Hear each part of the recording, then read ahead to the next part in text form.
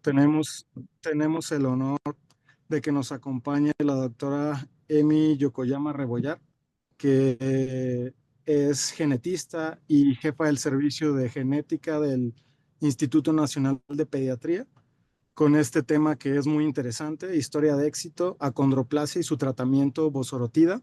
Entonces, doctora, le agradecemos de verdad mucho que haya aceptado la invitación. Esperemos que sea de mucho provecho para todos.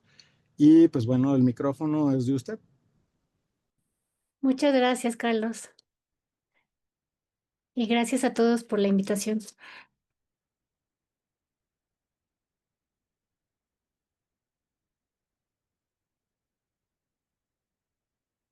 No sé si se está viendo la... No, ¿verdad? ¿Se está compartiendo el PowerPoint? Sí se ve. Sí, solamente no sé si quiere hacerlo ya grande. Listo, ¿Listo? ya se compartió en pantalla completa, sí. Ok, perfecto. Bueno, les voy a platicar un poquito sobre acondroplasia y el nuevo tratamiento que está específico para acondroplasia, que se llama, el medicamento de su nombre genérico es Vosoritida y el comercial es Voxzogo. Soy médico genetista, como ya me presentaron, y estoy en el Instituto Nacional de Pediatría. Como todos conocen, bueno, o los pueden identificar a los pacientes con acondroplasia, son pacientes con ciertas características, son pacientes con talla baja, desproporcionada. Y les pongo esta imagen porque justo dentro de la evidencia y eh, los comentarios de las mamás de los pacientes que ya reciben este medicamento es que lo primero que notan las mamitas es que las manitas les crecen y eso, el hecho de que un niño normalmente con acondroplasia le cuesta trabajo agarrar una cuchara o un lápiz, con el medicamento empiezan a ver esa diferencia de forma muy marcada.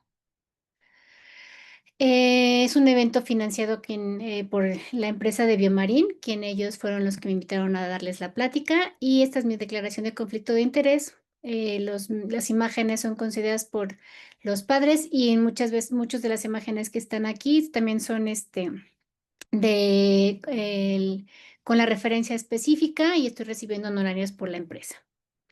Los puntos que vamos a revisar son primero la definición y los datos epidemiológicos de acondroplasia, su forma de herencia y etiología, cuál es la fisiopatología de la acondroplasia, las comorbilidades, complicaciones, su calidad de vida y el éxito, la historia de éxito que ha tenido este medicamento con los pacientes con vosoritida. Ay, perdón, algo estoy haciendo mal. ¿Sí? Entonces, la condroplasia es la displasia ósea no letal más frecuente que resulta en una talla baja desproporcionada. Su frecuencia es 1 en 25,000 recién nacidos vivos y es una enfermedad genética rara que va a caracterizar por un deterioro del crecimiento óseo endocondral.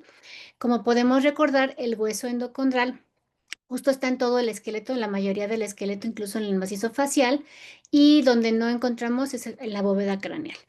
Esta desproporción que encontramos va a ser desproporción cráneo-cara, cabeza-cuerpo, desproporción de los miembros superiores con el tronco, un acortamiento más a nivel rizomérico, que es la parte proximal de los brazos, así como en las extremidades inferiores, y una desproporción también del segmento superior con el segmento inferior. Esa desproporción va a aumentar con el tiempo y a medida que los segmentos corporales van creciendo.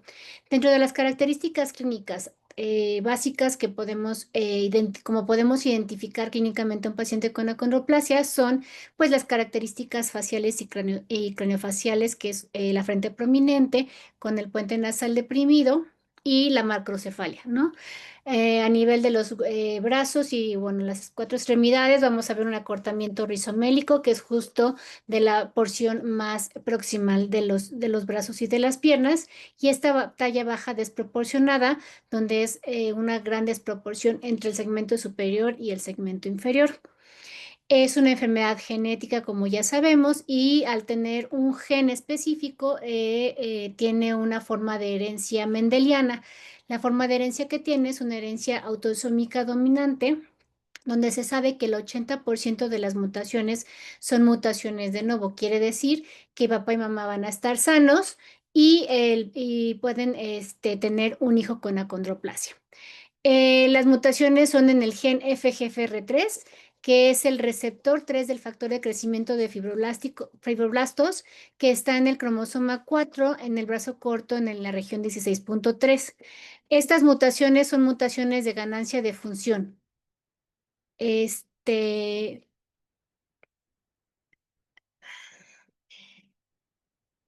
cuanto a la fisiopatología de la enfermedad, sabemos que el péptido natriurético C y el FGFR3, que están aquí graficados en la imagen, normalmente regulan lo que es el crecimiento óseo a través de una vía de intercomunicación. ¿De qué forma? Por un lado está el receptor FGFR3, que es parte de la vía de señalización para desacelerar el crecimiento óseo.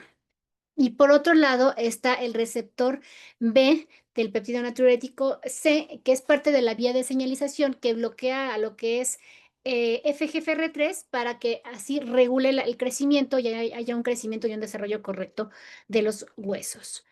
Estas dos vías receptoras necesitan interactuar en los condrocitos para regular el crecimiento normal a nivel óseo.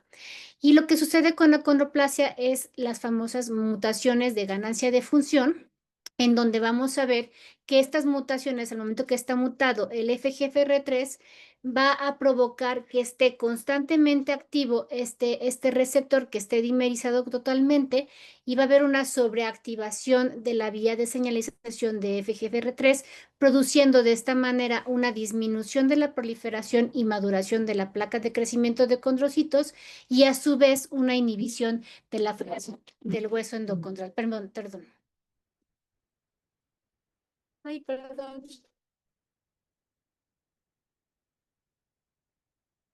Una disculpa. Dentro de las comorbilidades en acondroplasia, sabemos que no solo es talla baja, desproporcionada, sino que también tiene diferentes complicaciones y diferentes comorbilidades. A nivel cardiorrespiratorio se describe bien lo que son las apneas del sueño, que pueden ser también centrales, enfermedades cardiovasculares. A nivel de oídos, nariz y garganta, son muy frecuentes las infecciones de vías respiratorias superiores, como otitis media, pérdida auditiva o problemas de maloclusión dental por la forma de la fisonomía de la cara. A nivel de las extremidades, ya sabemos que tienen su mano en tridente y por consiguiente es difícil manipular y agarrar cosas como normalmente nosotros, que no tenemos acondroplasia, podemos hacerlo. El genubaro, que es muy, muy marcado y que obviamente a la larga tienen a hacer tibias varas, y por consiguiente también eso es muy doloroso. Contracturas de flexión a nivel de la cadera y contracturas a nivel de los codos. A nivel de la columna vertebral, hacen una gifosis o cifosis toracolumbar muy marcada, ¿no? Que luego puede provocar incluso dolores a nivel en la vida adulta. La hiperlordosis lumbar, que la vemos desde los pequeños si no se da una buena rehabilitación desde un inicio. Y sobre todo la estenosis raquídea, que es parte de la historia natural de la enfermedad. De hecho, eso es una de las quejas más importantes en los pacientes adultos con acondroplasia. Y a nivel del sistema nervioso central, pues la macrocefalia, que sabemos que también eso pues hace que los niños, los bebés, tengan retraso en el neurodesarrollo, porque es mucho más grande el cráneo o la cabecita en comparación de su cuerpo. A nivel de la unión cráneo-vertebral, puede haber compresiones cervicomedulares porque acuérdense que el agujero magno es mucho más estrecho y también puede haber anomalías en la unión craneocervical que pudieran provocar incluso aumentar las apneas de sueño. Dentro de las más frecuentes que ya mencioné anteriormente, pero estos son como puntos importantes. Sabemos que hay menos, estos pacientes con acondroplasia tienen 10 años menos de expectativa de vida que la población general. Todos tienen retraso en la adquisición de las habilidades y no porque tengan un retraso a nivel o un problema a nivel del sistema nervioso central, sino obviamente por la misma alteración ósea le provoca estos retrasos en las en la adquisición de habilidades motoras. Todos tienen talla baja, desproporcionada que va a afectar las funciones. Como les decía, el dolor de espalda es muy importante, en el 70% de los adultos la presentan y tienen 6 veces más riesgo de muerte súbita en los bebés por esta estenosis del foramen magno y compresión cervicomedular. Y obviamente no solo el impacto es ni solo de la talla, ni solo las comorbilidades y todo lo que vimos ya médico y quirúrgico, sino también el impacto en la vida diaria de estos pacientes. ¿Por qué? Porque, bueno, a nivel físico, como ya lo mencioné, tienen su dolor crónico, todas las intervenciones médico-quirúrgicas que tienen estos pacientes desde el nacimiento. Por otro lado están las cuestiones psicosociales que muchas veces no preguntamos, no medimos como médicos, y obviamente esta percepción pública, los comentarios, las miradas de todas las personas que volteamos a ver a un paciente con acondroplasia, la preconcepción por parte de la sociedad, el bullying, esto a su vez provoca una baja autoestima en los pacientes.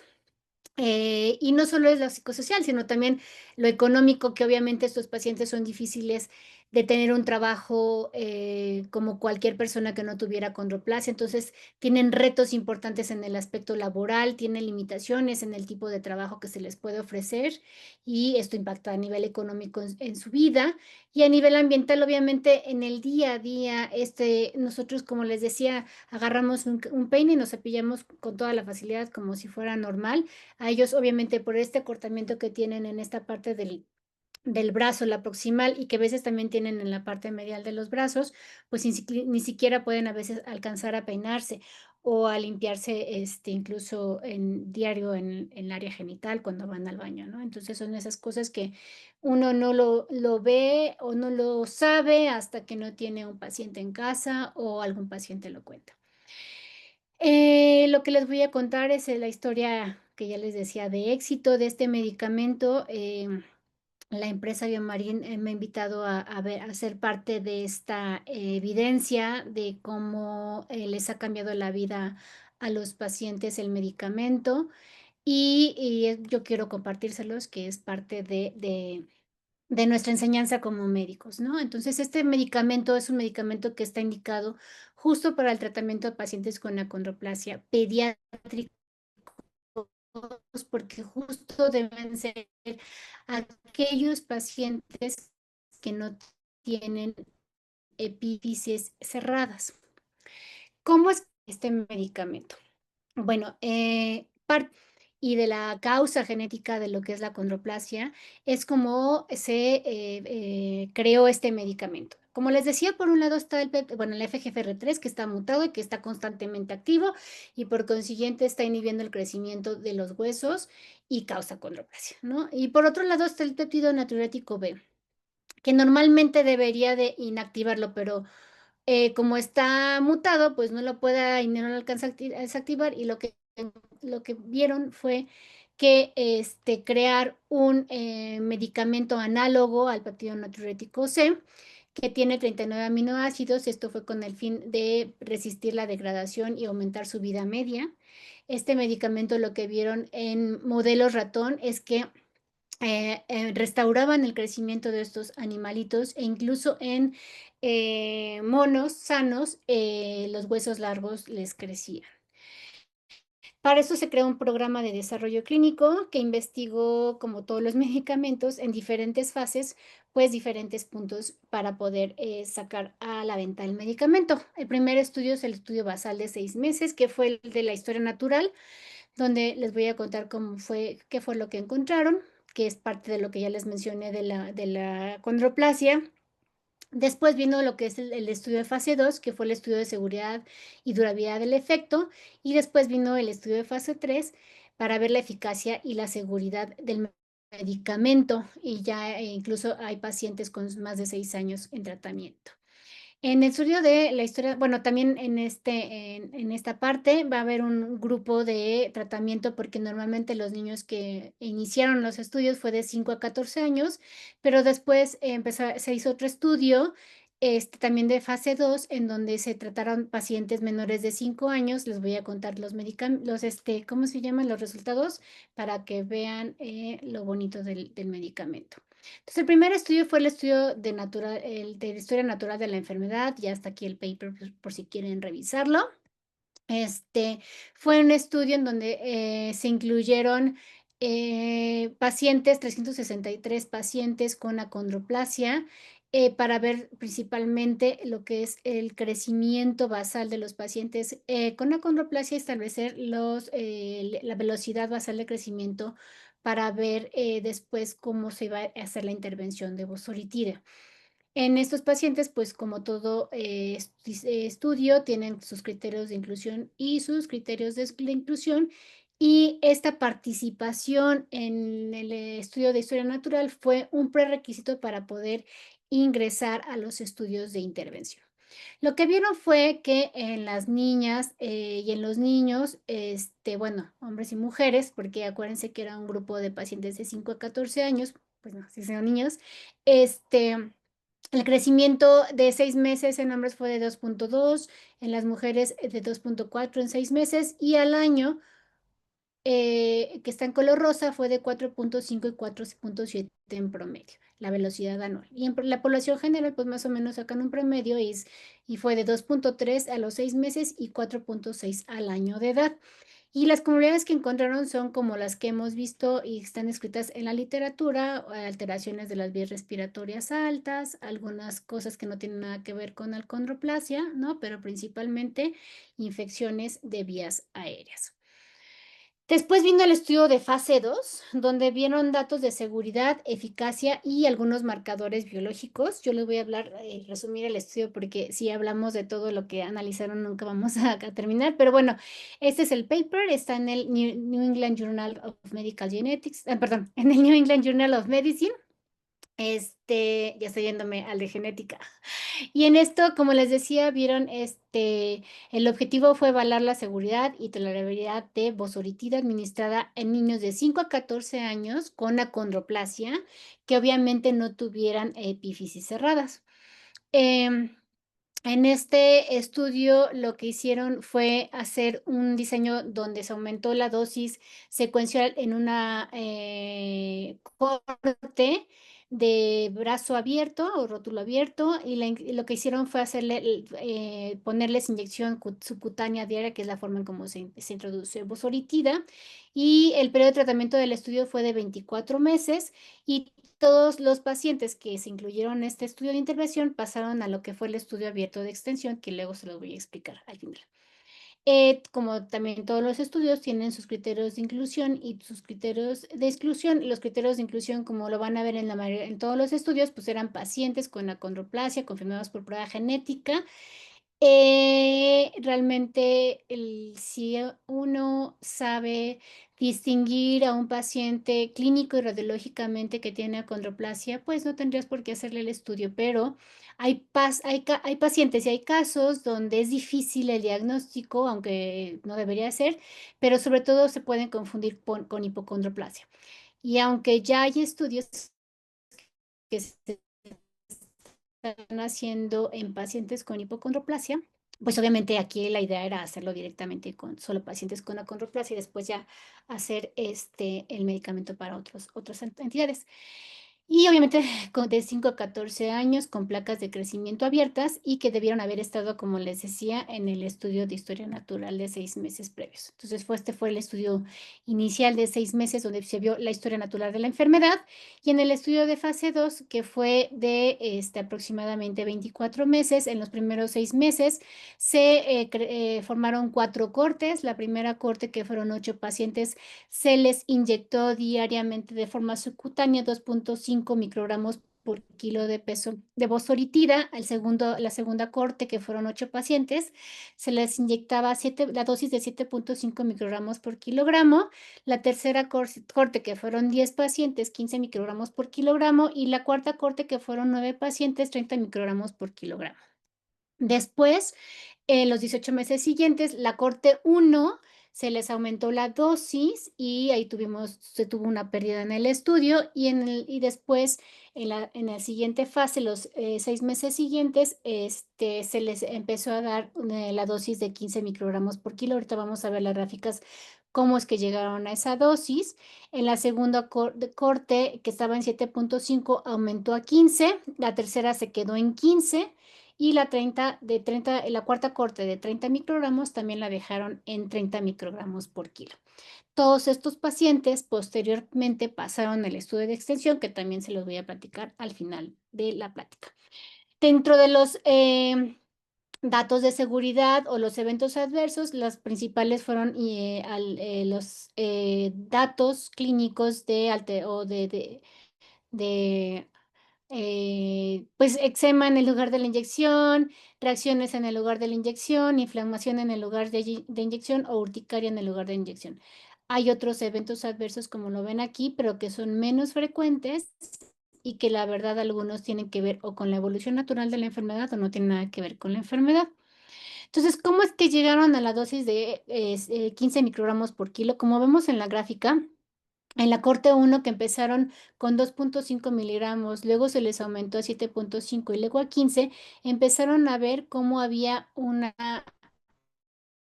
eh, eh, reacción buena del crédito, digamos. La corte 2, que empezó con 7.5 y luego aumentaron a 15, estaba respondiendo mucho mejor. Sin embargo, los pacientes de la dosis de 15 microgramos, pues desde un inicio respondieron drásticamente el crecimiento. La corte 3 también respondieron de forma igual o muy parecida a los de 15 microgramos, pero no más allá de lo que respondieron los de 15 microgramos. Por eso se decidió continuar con la dosis de 15 microgramos, que si vemos la respuesta, pues fue la esperada, ¿no? Para los pacientes. Esta línea que vemos aquí es la velocidad de crecimiento anualizada esperada para niños de estatura promedio, niños sin acondroplasia, y esta es la velocidad de crecimiento esperada para pacientes con acondroplasia que no estaban recibiendo o que no recibirían, digamos, vosoritide. Y si vemos, pues todos logran pasar esta velocidad de crecimiento anualizada. Sin embargo, todos los que tuvieron mucho mejor respuesta fueron las de 15 microgramos por kilo, y estos, la verdad es que no hubo gran diferencia en comparación de los de 15. Por eso fue la dosis ideal, que es la que se aplica actualmente a todos los pacientes. Después, viendo el estudio de fase 3, que son 2 estudios, 2 papers que están también aquí, por si alguien lo quieren revisar. Uno está en el Lancet y uno en el Genetics in Medicine. Y en este estudio de fase 3, lo que hicieron ya fue ver la diferencia entre pacientes, o sea, un estudio obviamente controlado con placebo doble ciego, donde ya utilizaran 2 grupos, un grupo que recibía vosoritide y el otro grupo que no recibía vosoritide. Como se los mencioné al inicio, todos los pacientes que entraban a los estudios de intervención tenían que haber pasado por el estudio basal de historia natural de la enfermedad. Y entonces, ya una vez que pasaban estos 6 meses en el estudio de fase 3, estos 2 grupos se formó uno de 60 pacientes que recibieron ya la dosis ajustada que vimos en el estudio de fase 2, que fueron 15 microgramos por kilo por día. Y el otro grupo que recibió placebo, que más o menos son la misma cantidad de pacientes. También este grupo pasó al estudio de fase de extensión, que ahorita lo vamos a platicar, ya casi llegamos a eso, pero lo que vieron entre los pacientes que recibían placebo y los pacientes que recibían bosoritide es que hubo una diferencia importante en el crecimiento. Como podemos ver en el primer año, la diferencia fue estadísticamente significativa de 1.73 centímetros más en los pacientes que recibieron bosoritida en comparación de los grupos placebo. Y a los 2 años de edad también fue estadísticamente significativa, donde crecieron casi 2 centímetros más los pacientes que recibieron bosoritida en comparación de los que no recibían placebo. Y el total de centímetros o efecto acumulado del tratamiento 2 años fue 3.52 centímetros, más en los pacientes que recibieron bosuritida en comparación de los del grupo placebo. Van a decir, ay, pero solo fueron 3.50 centímetros. Acuérdense que son pacientes que son desde los 5 años hasta los 14 años. Entonces hay niños obviamente pequeños que pueden crecer mucho más en comparación de los que adolescentes, pero también es importante, vamos a ver cómo, de todos modos, aunque son adolescentes, se les puede administrar y siguen creciendo. Algo súper importante es esta gráfica, ¿no? Que es lo que les decía, que después de 1 año de recibir placebo, los pacientes que están en el color rojo, se les dio bosoritide a la misma dosis de 15 microgramos por kilo en el estudio de extensión, y lo que vieron es que alcanzaron, digamos, a los pacientes que estaban recibiendo bosoritide, incluso algunos los pasaron a los que estaban recibiendo bosoritide, y eso nos da a entender, y lo vamos a ver en las gráficas de adolescentes, donde incluso, aunque se les dé después, pueden crecer los pacientes. Entonces, todos los pacientes desde pequeñitos, incluso aquí en México está aceptado desde el nacimiento, pero todos los pacientes desde 0 años hasta antes de que se les cierre el cartílago de crecimiento son pacientes candidatos para el medicamento. En cuanto a la desproporción de segmentos, normalmente estos pacientes habían sido tratados, pues obviamente con cirugías para elongación de los huesos largos o de los brazos, y pues no, eso no ayudaba. El crecimiento también en Japón es donde más la aplicaban, y tampoco vieron que mejoraba esta desproporción de segmentos. Lo que hemos visto hemos visto con los estudios y los resultados de bosoritide es que sí está ayudando. Estos son los pacientes en rosa o en lila que no recibieron bosoritide en comparación de los que están en azul, en donde vemos cómo hay una gran diferencia. Y en la desproporción de segmentos, los pacientes que reciben bosoritide van mejorando esa desproporción de segmentos, y por consiguiente, pues la calidad de vida, ¿no? Y en cuanto a los eventos adversos, también en este estudio de fase 3, principalmente fueron relacionados con la inyección del medicamento, donde se inyectaba. En el lugar de la inyección había inflamación o un poco de reacción y de dolor, ¿no? Entonces, como se indica el medicamento, que no es parte de la práctica, pero se los adelanto, es que se debe de entrenar a los familiares para que se inyecte en diferentes lugares para justo evitar este evento adverso, que es el más importante del medicamento. Como les mencioné al principio, pues primero empezaron con niños de 5 a 14 años, y después lo que hicieron fue, bueno, ¿qué sucede con los niños menores de 5 años? Que también son pacientes súper importantes, y justo es la edad donde los pacientes pueden incluso fallecer, ¿no? Entonces, estos estudios también ya están publicados. Esta está en el Lancet, que es de niños de 3 a 5 años. Pero en este grupo se hizo un diseño randomizado doble ciego en 52 semanas, controlado con grupo placebo en pacientes de 0 a 5 años. Se crearon 3 cortes. La corte 1 era de 24 a 59 meses, que fueron 35 niños. En ese grupo también se les dividió en los que recibían Vosoritide, los que recibían placebo. La corte 2 fueron de 6 a 23 meses, también divididos en dos grupos, en donde uno recibía placebo y otro Vosoritide. Y obviamente, como son niños más chiquitos, pues la dosis es más elevada. Y los niños menores de 6 meses, donde recibieron 30 microgramos por kilo de Vosoritide en comparación del grupo placebo. ¿Qué es lo que vieron? Pues como era de esperarse, aquí vemos en esta gráfica cómo crecieron, ¿no? Aquí están todos los grupos de pacientes, los 32 pacientes, los que recibieron Vosoritide y los que no recibieron Vosoritida y los que sí recibieron. En la corte 1, que son de 24 a 59 meses, vemos evidentemente cómo hay un crecimiento, pero donde es más evidente, pues son en los pacientes menores de 6 meses. Lo que también vemos que es más importante, o sea, no que sea más importante, pero algo que, por ejemplo, no se vio en los pacientes más grandecitos, en estos pequeñitos sí se vio más evidente, sobre todo como lo vemos en la corte de 0 a 6 meses, en donde hay una diferencia en el volumen facial de aquellos pacientes que recibieron Vosoritide en comparación de los que no recibieron. Si ven, esto fue muy importante la evidencia, en donde el volumen facial es mucho mayor en los pacientes que recibieron Vosoritide en comparación de los placebos, así como el volumen sinusal, ¿no?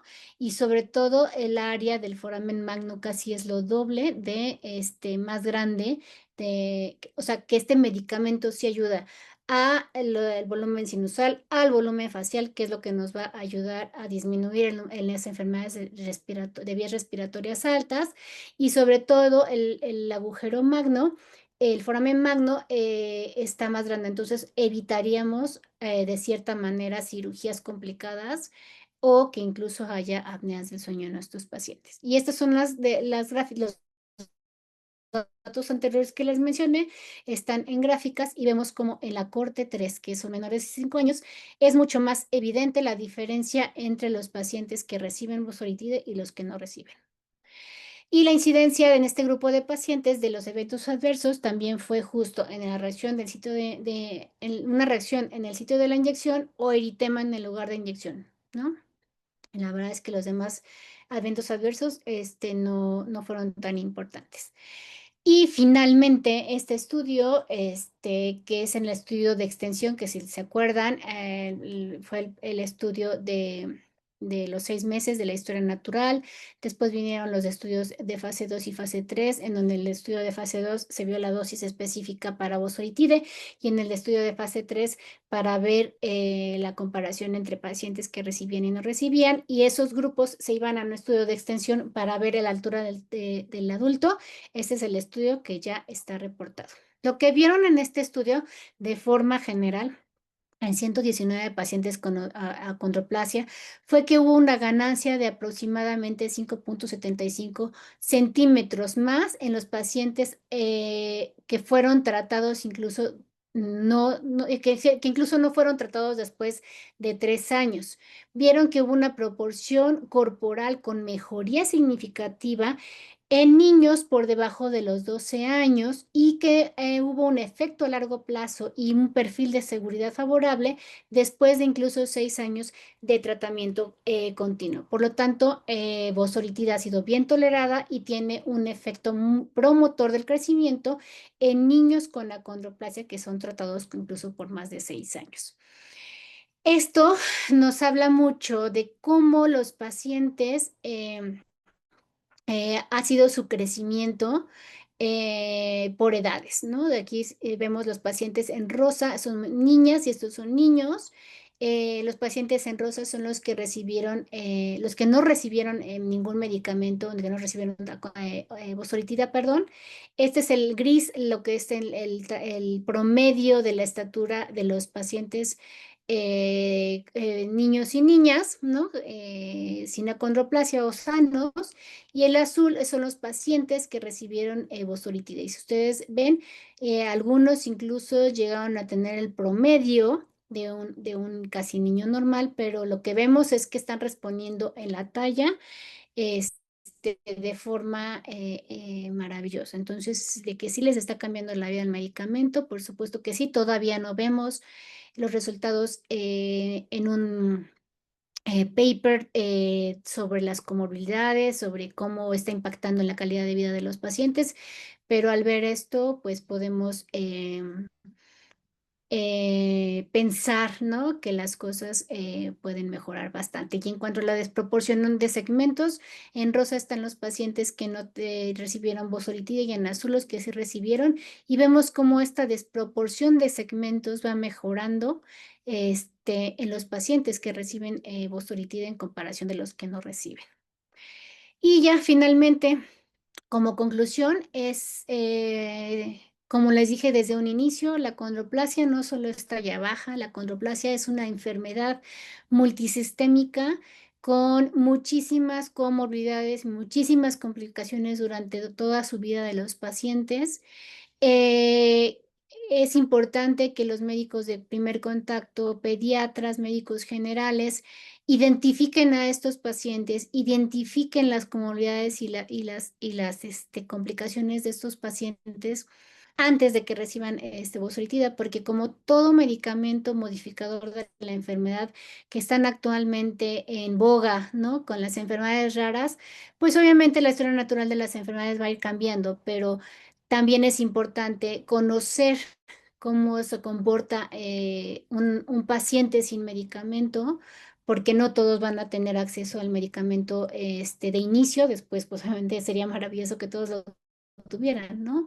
Y el mensaje es que ya hay pacientes, me han contado que están recibiendo a nivel privado Vosoritida, pero que sepan que en México ya hay un tratamiento para pacientes con acondroplasia que ya se está aplicando, que ya está aceptado por COFEPRIS y que esperemos tenerlo pronto en el sector salud, que tiene una excelente respuesta para la talla en todo paciente mayor de 5 años, ¿no? Incluyendo adolescentes, y que va a ser muy prometedora o es muy prometedora desde mi punto de vista y desde los que nos han compartido su experiencia con este medicamento para las comunidades, sobre todo si se inician en el primer año de vida. Muchas gracias.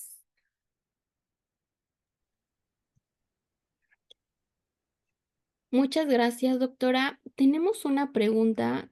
Sí, ¿Cada cuándo se aplica la bosoritida y la vía y costos? ay, déjame nada más quitar no sé cómo quitar ahora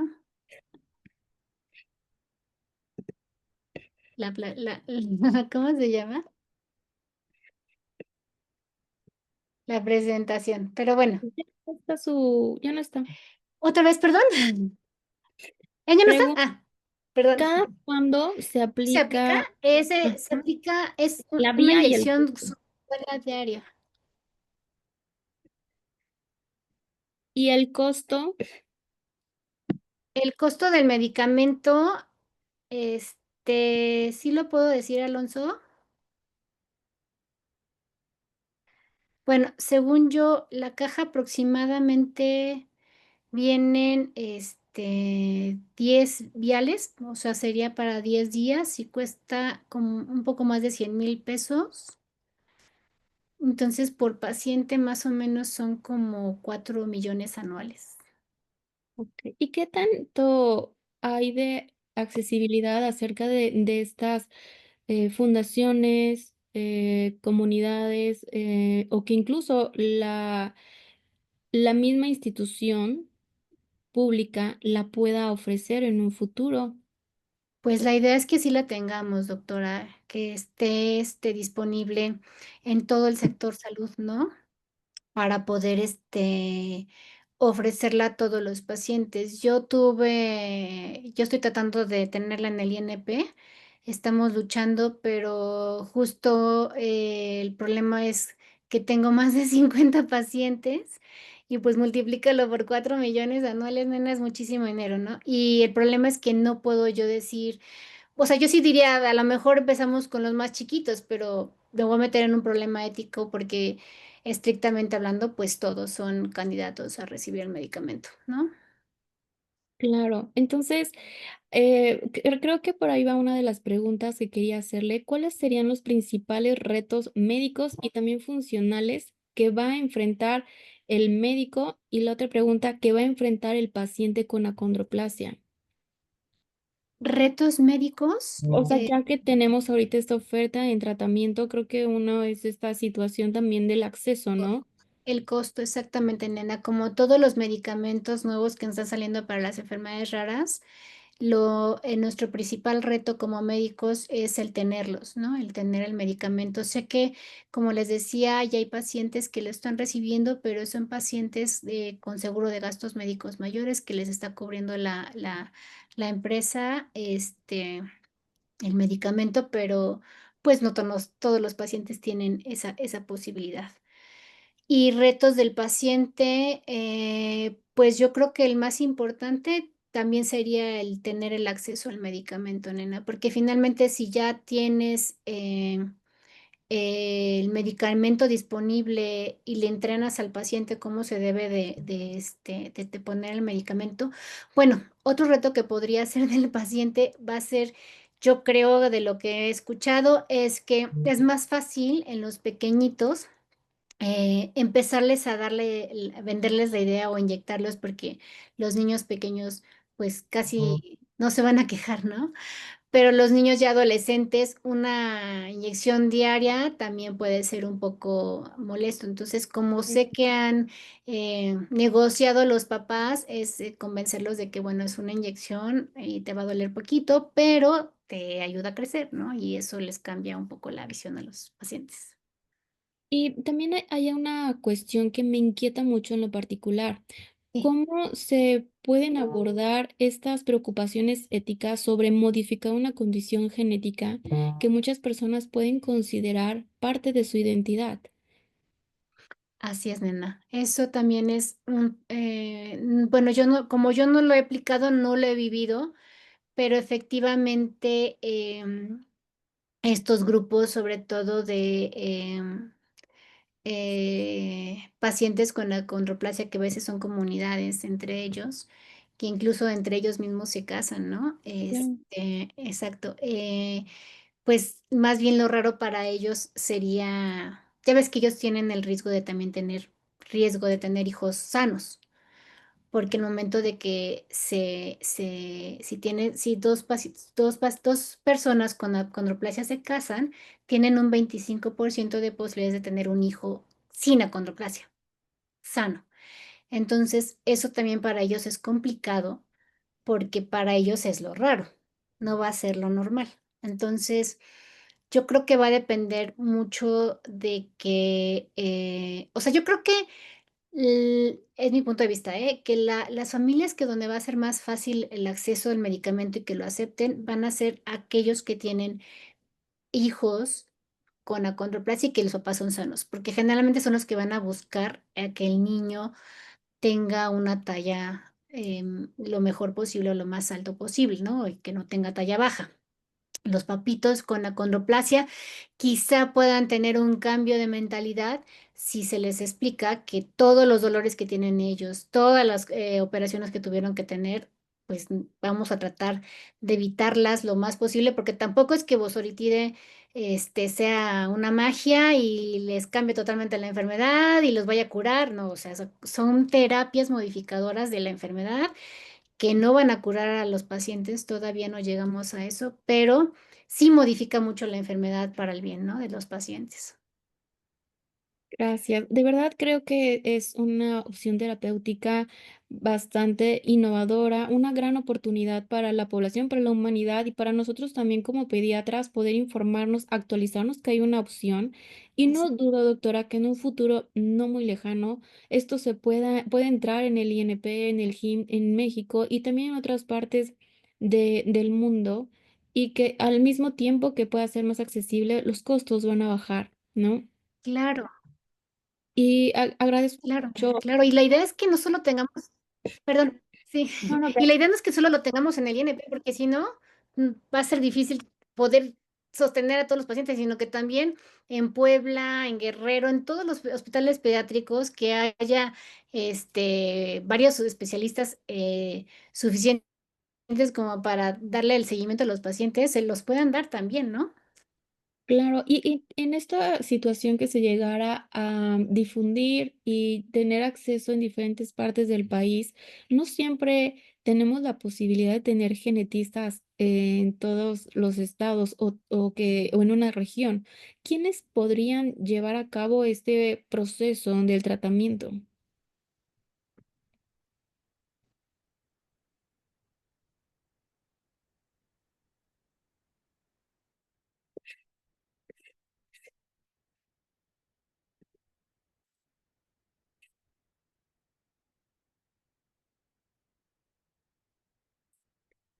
Y tal.